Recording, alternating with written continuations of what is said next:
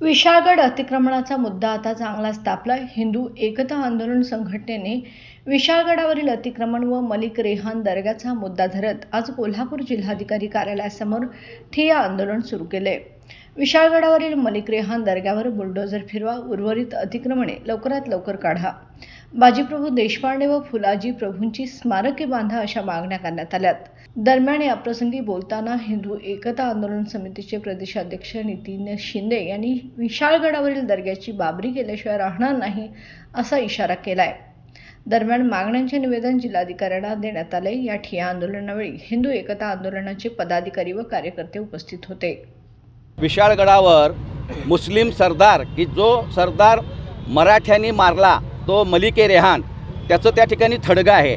त्या थडग्याचं रूपांतर दर्ग्यात झालेलं आहे. जशा पद्धतीनं प्रतापगडाच्या पायथ्याशी छत्रपती शिवाजी महाराजांनी अफजल खानला मारलं, त्याचं थडग्याचं दर्ग्यातलं मशिदीत रूपांतर झालं होतं आणि त्याच्या विरोधात जसं आंदोलन उभा केलं होतं तशाच पद्धतीनं हिंदू एकता आंदोलन आणि विशाळगड मुक्ती आंदोलनाच्या वतीनं आम्ही त्या ठिकाणी जे उदात्तीकरण झालं आहे त्या उदात्तीकरणाच्या विरोधात, म्हणजे जो गड बाजीप्रभू देशपांडे आणि फुलाजी प्रभू देशपांडे यांच्या रक्तानं नाहिला, तो गड हजारो कोंबड्यांनी बोकड्याच्या रक्तानं त्या ठिकाणी गड नाहिला जातो, तो संपूर्ण गड अपवित्र करायचं काम चालू आहे. या विरोधामध्ये महाराष्ट्राचे मुख्यमंत्री आणि वनमंत्री यांना भेटून आम्ही निवेदन दिलं होतं आणि वेगवेगळी आंदोलनं केली होती, मेळावे घेतले होते, मोर्चे काढले होते आणि त्याची दखल घेऊन राज्यानं सरकारनं निर्णय घेतला की ते अतिक्रमण जे आहे ते ताबडतोब तोडा. आणि तोडायला सुरू केल्यानंतर काही भक्त त्या ठिकाणी कोर्टात गेले आणि कोर्टातून त्यांनी जाऊन त्याच्यावर स्थगिती मिळवली. परंतु कोर्टाने आदेश दिले होते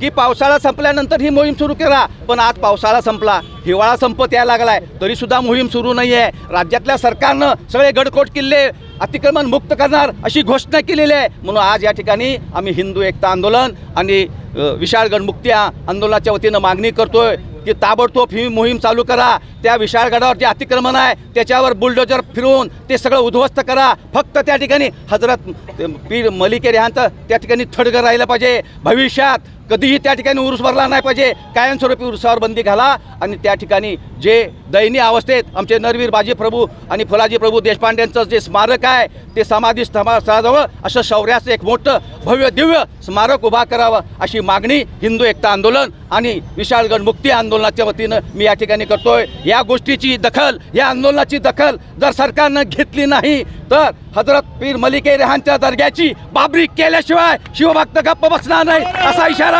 या ठिकाणी देतो. जय हिंद, जय महाराष्ट्र, जय.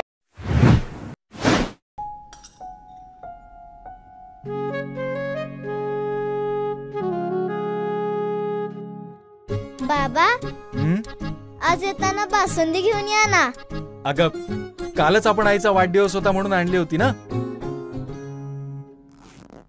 ऐकलं, गोकुळची बासुंदी पुन्हा खावीशी वाटतेय. खरं सांगू, मलाही खावीशी वाटतेय. पुन्हा पुन्हा खावीशी वाटणारी गोकुळ बासुंदी.